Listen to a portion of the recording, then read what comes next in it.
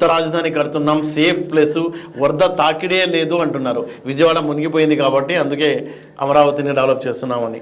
అసలు ఈ వరద తాకిడే లేదంట కదా సార్ అక్కడ? కొన్ని పేపర్లలో కొన్ని ఫొటోస్ వచ్చాయి. అంటే చూపించాలి. ఇప్పుడు కంపారిటివ్గా ఇది కృష్ణానది పక్కన ఉంది కాబట్టి ఇది మునిగిపోయిందో మునిగిపోలేదు నువ్వు చూపించలేదు. నువ్వు సిటీ మొత్తం మునిగిపోయిందని చూపిస్తున్నావు. అవును. మళ్ళీ విజయవాడ కృష్ణ హైవే కూడా బొలెరో లాంటి హైవేను క్లోజ్ చేసావు. అవును. నీకు అక్కడ ఉన్నటువంటి వంతెన మొత్తం ప్లాజా దగ్గర కూడా పెద్ద పెద్ద వెహికల్స్ మునిగిపోయినాయి. కాజా దగ్గర అవును అన్ని మునిగిపోయినాయి.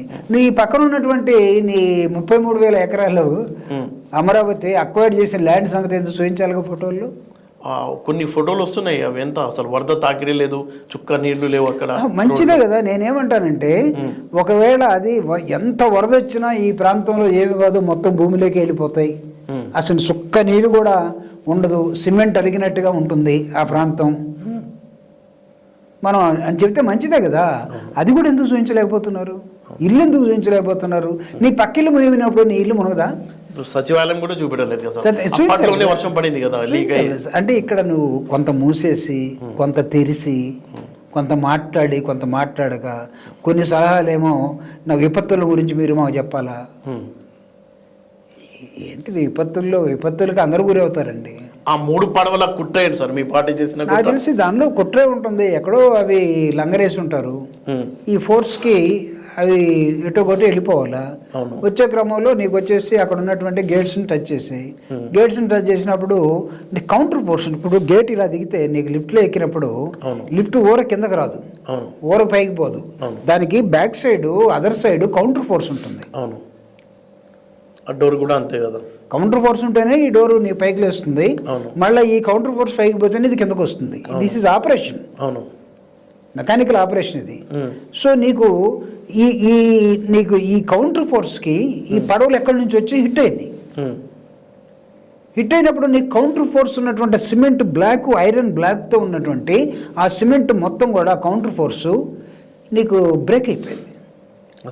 ఎప్పుడైతే ఇది బ్రేక్ అయిపోయిందో అనీవెన్గా నీకు అక్కడ ఉన్నటువంటి ఈ గేట్ ఏమవుతుందో గేట్ కూడా అనీవెన్గా వెళ్ళిపోతుంది. నీకు అది సగం తెరిచే ఉంటుంది. అవును, క్లోజ్ చేయాలి నీ చేతిలో లేదు. ఆపరేషన్ చైన్ లింక్ ఎక్కడో పడిపోతుంటుంది. నువ్వు నీ బటన్ సిస్టమ్ పనిచేయదు అప్పుడు. నువ్వు లేకపోతే వీలు పెట్టి తిప్పినా పనిచేయదు. ఎందుకంటే ఇక్కడ అసలు వెయిట్లో ప్రాబ్లం వచ్చింది. అందుకే అక్కడికి వచ్చినటువంటి ఒక స్పెషలైజ్డ్ ఇంజనీర్ ఏం చెప్పాడంటే ఒక 15 days పట్టుద్ది నాకు ఈ కౌంటర్ ఫోర్స్ తయారు చేసి ఇవ్వాలంటే. దానివల్ల పెద్ద నష్టం లేకపోవచ్చు, బట్ ఈ కౌంటర్ ఫోర్స్ అంతా తయారు చేయాలంటే అతను ఒక సిమెంట్ బ్లాక్ తయారు చేయాలి విత్ ఐరన్ అండ్ ఆల్. నీకు వాటర్కు ఉన్నటువంటి, మీరు కూడా ఇంజనీరా? లేదండి. లేదు కదా. అంటే టర్బులెన్స్ ఫోర్స్ ఒకటి ఉంటుంది. ఓకే. ఈ టర్బులెన్స్ ఫోర్స్కి నీకు అందుకే వాటర్ తోటి ఎలక్ట్రిసిటీ తయారవుతూ ఉంటుంది. అవును.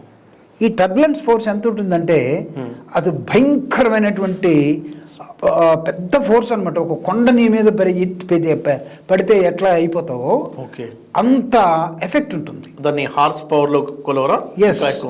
అంటే దాన్ని నీకు కొలిసే విధానం కన్నా ఈ టర్బులెన్స్ ఫోర్సెస్ నీకు ఈ డైనమిక్స్ చేంజ్ అవుతున్నటువంటి ఈ వాటర్ ఫోర్సెస్కి నీకేమవుతుందంటే ఎంత దాన్నైనా కొట్టి అవతల పడేస్తాయి. అవును.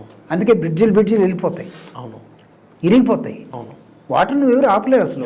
డ్యామ్ నుంచి లేదా ఎక్కడి నుంచో వస్తున్న ఫోర్స్ని నువ్వు చాలా జాగ్రత్తలు తీసుకుంటే తప్ప నువ్వు ఆపలేవు. ఇప్పుడు మనం చూసాం కదా సార్ వలిగొండ ట్రైన్, ఆ వాగు వచ్చేసరికి ఎంత దారుణమైన, దాదాపుగా 200 పై మంది చనిపోయారు. తర్వాత చూసి ఏం లేదు, వాటర్ అక్కడ ఏం లేదు. అంటే కొట్టేసి వెళ్ళిపోద్ది.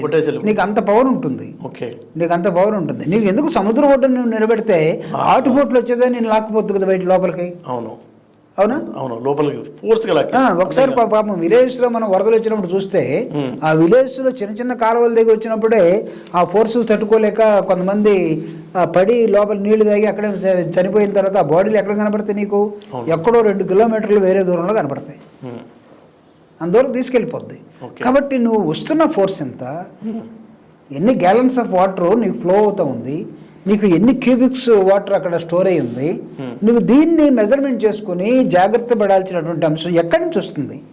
ఇదేమి మన దగ్గర విజయవాడ పడిన వర్షం కాదు కదా. అవునా? No, it is somewhere else. అక్కడి నుంచి వదిలితే వచ్చినటువంటిది. నిన్న విజయవాడలో జరిగినటువంటి పెద్ద డేంజరస్ అంశం ఏంటంటే వరద వచ్చినప్పుడు నీకు అక్కడే వర్షం కూడా వచ్చింది అనుకోండి. అవును. నిన్న రాజశేఖర రెడ్డి గారి వర్ధంతి. అవును. ఆయన హెలికాప్టరు క్యుములోనింబస్ అనే క్లౌడ్స్లో ఇరుక్కుపోయింది. క్యుములోనింబస్ క్లౌడ్స్ దాని క్యారెక్టర్ ఏంటంటే ఉన్నట్టుగా ఉండి ఆకాశానికి చిల్లు పడ్డట్టుగా విపరీతమైనటువంటి వర్షాన్ని నీకు అలా కురిపిస్తుంది. అక్కడ కూడా ఆ ఫోర్స్ తోటి నీకు అక్కడ హెలికాప్టర్ పోయినట్టు కనపడింది కదా. అవును, కొలాప్స్ అయిపోయింది. అవును. నీకు నిన్న వర్షం ఉండింది అనుకో విజయవాడలో, చంద్రబాబు నాయుడు గారు పడా ప్రయాణం చేయగలిగేవాడా? అవును. ఎంత గొడిగేసుకున్నా చేయలేడు కదా. అవును. అది ఒక లక్కీ అనుకోవాలి. ఓకే. అంటే విపత్తుల్ని గురించి మీరు మాకు చెప్పాలంటే ఒకళ్ళు దాన్ని ఆయన ఆపేయడేమో. ఇద్దరి మధ్య తేడా ఏంటండి? సిబిఎన్కి జగన్కి. జగన్ టైంలో మనం చూసాం, ఏది కరోనా వచ్చింది, పెద్ద విపత్తు వచ్చింది. జగన్ అంటే ఈయనకేమో హుదూద్ తుఫాన్ వచ్చింది, ఇప్పుడు ఇది విజయవాడ. జగన్ అంటే ఒక 50 years young boy. Chandrababu Naidu అంటే ఒక 75 సంవత్సరాల పెద్ద మనిషి. తేడా ఏంటంటే చెప్తున్నా. ఓకే. ఆయన గత 5 సంవత్సరాల్లో ముఖ్యమంత్రిగా పనిచేశాడు. ఆయన అంతకుముందు చేశాడు, ఇప్పుడు చేస్తూ ఉన్నాడు. అవును. జగన్మోహన్ రెడ్డి గారు ఇలాంటి వరదలు వస్తాయని 5 సంవత్సరాల క్రితమే ఊహించి వస్తే హ్యూమన్ డ్యామేజ్ కానీ ప్రాపర్టీ డ్యామేజ్ కానీ ఇవన్నీ జరగకుండా ఉండటం కోసం ఒక రిటైనింగ్ వాల్ కట్టగలిగాడు. అవును. చంద్రబాబు నాయుడు గారు ఆయనకన్నా ముందు ముఖ్యమంత్రిగా ఉన్నా ఇలాంటి ఊహించి రిటైనింగ్ వాల్ కట్టలేకపోయాడు. ఓకే. ఓకే. రాష్ట్రం విడిపోయిన తర్వాత క్లియర్గా కనిపిస్తుంది, మనకు కనపడుతుంది కదా. జగన్మోహన్ రెడ్డి గారు ఏమైనా సరే ఎక్కడైనా ప్రమాదాలు వస్తే మన గవర్నమెంట్ ఒక్కదాని మీదే మనం ఆధారపడలేము. కాబట్టి కొన్ని వ్యవస్థలు కావాలని ఒక వాలంటరీ సిస్టాన్ని ఏర్పాటు చేసుకున్నాడు. అదేవిధంగా విలేజ్ సెక్రటేరియట్ అని మనం ఇప్పుడు అమరావతిలో కట్టాలనుకున్న సెక్రటేరియట్ని అతను ఏం చేశాడంటే మొత్తం డీసెంట్రలైజ్ చేసేసి ప్రతి ఊర్లో ఒక సెక్రటేరియట్లా కట్టేశాడు. ఓకే. అంటే ఏంటి, నువ్వు ప్రధానికి పరిగెత్తాల్సిన అవసరం లేదు. నీకు అన్నీ అక్కడే రిజిస్ట్రేషన్ కూడా అక్కడే జరిగిపోతుంది.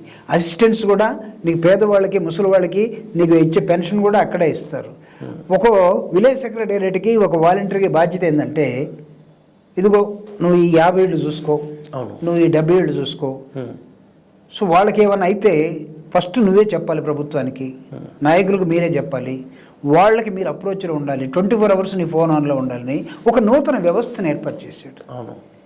చంద్రబాబు నాయుడు చేసుకోలేకపోయాడు. అంటే ఆ వ్యవస్థని వాడుకోవచ్చుగా, ఎందుకు చంద్రబాబు నాయుడు చేసుకోలేకపోయాడు. నిన్న జగన్ వచ్చి అసలు ఇంత విపత్తు రావడానికి కారణం ఏంటి, ఇంతమంది జనాలు బాధపడటం ఏంటి, అసలు వాలంటరీ ఫోర్స్ ఉంది కదా దాన్ని వాడుకోండి అంటే విపత్తుల్లో ఎలా ట్యాకిల్ చేయాలో మాకు తెలుసు అంటే మళ్ళీ ఈరోజేమో వాలంటీర్స్ అందరూ ఫోర్స్లోకి రమ్మన్నారు. అంటే తేడా ఆయన 75 సంవత్సరాల ఆయనకి 50 సంవత్సరాల ఆయనకి తేడా అంటే ఇది ఒక తేడా. ఆయన ఉరుకుతాడు, ఈయన స్లోగా. అంటే ఒకవేళ జగనే ముఖ్యమంత్రి అయి ఉంటే నిన్న జగన్ పడవల్లో తిరిగేవాడు కాదు, కావాలంటే ఈత కొట్టుకొని వెళ్ళేవాడు. ఎందుకు 50 years కాబట్టి. 75 సంవత్సరాలు ఈత కొట్టగలమా? కష్టం కదా. ఈత కొట్టాల్సిన అవసరం ఉందా లేదా అనేది పక్కన పెడదాం. అవును.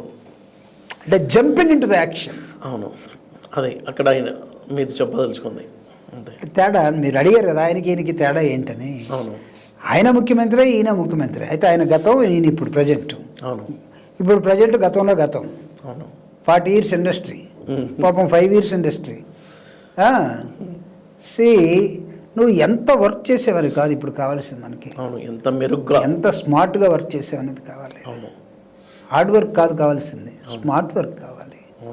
నువ్వు విపత్తుల్ని ట్యాకిల్ చేయాలంటే ప్రభుత్వ ఫోర్స్ అన్ని పోల్ ఒకటి పట్టకురండి, వైర్ ఒకటి పట్టకురండి, గుంటలు తీసే ఒకటి పెట్టండి, ఇవన్నీ కాదు.